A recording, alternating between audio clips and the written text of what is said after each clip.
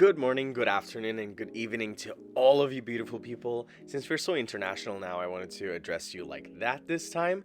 Today on the agenda, we have the platypus habitat. Now, a few things I want to say about this habitat as I'm starting to build it is the fact that when I was building this entire thing, it was the first time I ever had to deal with the waterfalls we got with the aquatic pack. Yes, I have never used them before. Here I'm using the small rocks they just added with a patch, or I just didn't really realize that they added those because we never had the small aquatic fake rocks, but we finally have them. The only thing that I think Frontier could maybe fix is if you group, and you're going to see me doing it, if you group the big aquatic rock pieces with the small ones, you won't be able to recolor them. You have to pick each small rock piece on its own and color it that way. They can't even be grouped together with each other. So I think maybe Frontier can fix that down the line because it's a bit annoying, to be honest, since they are the same pieces. Now, as far as the waterfall goes, I think this is my favorite habitat. It is a very small one indeed. But I do not think that platypus are gonna need too big of a space, and I'm really counting on that with this entire habitat because my inspiration came from a real life zoo, and usually with Planet Zoo, animal welfare statistics, what do you call those, not requirements, do not transfer well to when you want to make realistic habitats. Problem with that is, if you want to make anything realistic, you have to dump the entire animal welfare system out of the picture because otherwise you're going to be ending up with very unhappy animals, so you have to switch it off on the sandbox mode. But I don't do that. Why? Because sometimes I have the thought that there are people who do want to play with a more challenging sandbox, and I will be uploading this zoo for everyone to enjoy. So I am really trying to make sure with every habitat that I'm making in Pineland Zoo that we do put up the animal welfare as much as possible, at the same time make exhibits and habitats as realistic as possible. So any of the habitats here that we're going to be creating in Pineland Zoo will not have low habitat, animal welfare habitat. Does that make sense? No, I just effed that one up. But long story short, we're not going to not focus on the animal welfare aspect, because there are many players who like to download zoos and like to play with them realistically and not just look at them for a tour. And that's what I want with this entire zoo.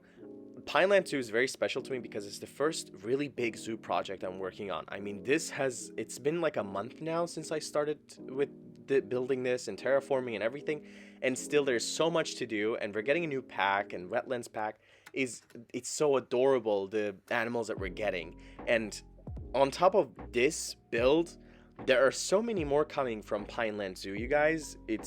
I can't wait to share all of them with you day by day. And you can always drop in suggestions and animals that you think you want to see in Pineland Zoo, because there are some very big surprises that are going to come with this zoo, I'm telling you now.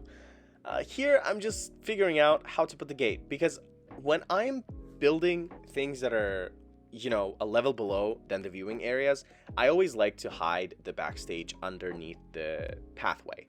The reason for that is, usually I will hide the backstage anyway, so I might as well just do it. In this way, it actually makes it easier. So that's a suggestion I'll give all of you guys. If you're building a multi-level habitat with many viewing areas, and one of the viewing galleries is more higher up than the other ones, and you have space left at the bottom, instead of making a cave for a whole backstage, and putting the gate there, why don't you just do it this way? One of the other tips and tricks I'll give you later on with regards to shelters. Here, I'm just trying to really make the pathing system work. Now, the path system is not as bad as I complain about it sometimes. I think it's just a bit difficult with the terraforming aspect of it, that the pathing system in the game can be very annoying. That is not a lie, that's the truth. But all in all, it's not the worst pathing system I've ever seen in any game ever. I just think it's annoying when you try to make like big plazas. You will always have tiny dots that are just left empty to do nothing. Here, the pieces I'm using, like the mud wall, as well as the fences I just used on the right hand side, are from the workshop. So if you Google mud wall, and if you Google log fence, these will pop up there. I do not remember which creator I got them from. I will try to look, just as I do with all my videos. I'll try to go back and look and see if I find the people who did them and place them here. But for the easiness sake, I always build things like that anyway, and I just found the mud wall from this creator absolutely gorgeous, and I keep using it in Pineland Zoo. And we're going to keep using them as well. Now I'm doing the foliage. This was the most fun part, I have to say. It was also the most tedious part.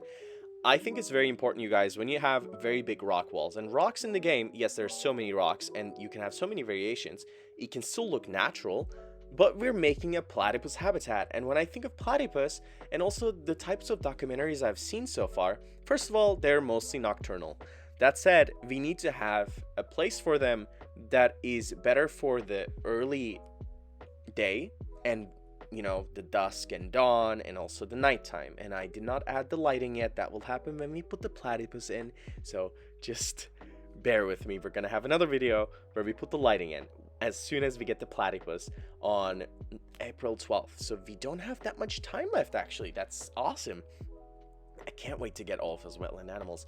Anyway, what I was saying is, since platypus are mostly nocturnal animals and they prefer, you know, dark environments, as far as I know, I tried to make this entire build according to, you know, first ASA standards and realism, you know, standards, as far as the natural habitat of platypus go.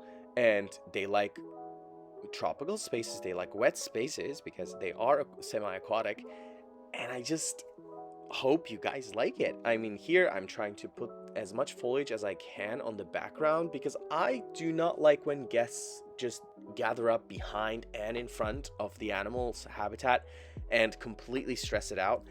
Yes, I could just prevent this entire thing by using some of the staff paths, but I don't like the staff paths, so I rather just use the guest barriers and just normal pathing systems.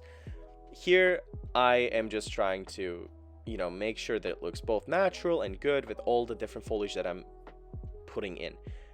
The one thing with Pineland Zoo is that, yes, the name is literally derived from the trees that I'm using the most, pine trees, and not just any pine. Well, I am just using any pine trees, actually. It's not just one type. I'm using almost all, and I'm trying to make it all fit.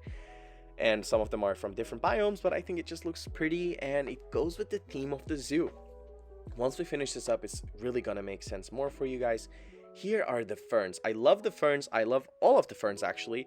This lady fern, I think, as well as the big tropical ones that we have. They're absolutely gorgeous. They're perfect for any kind of build.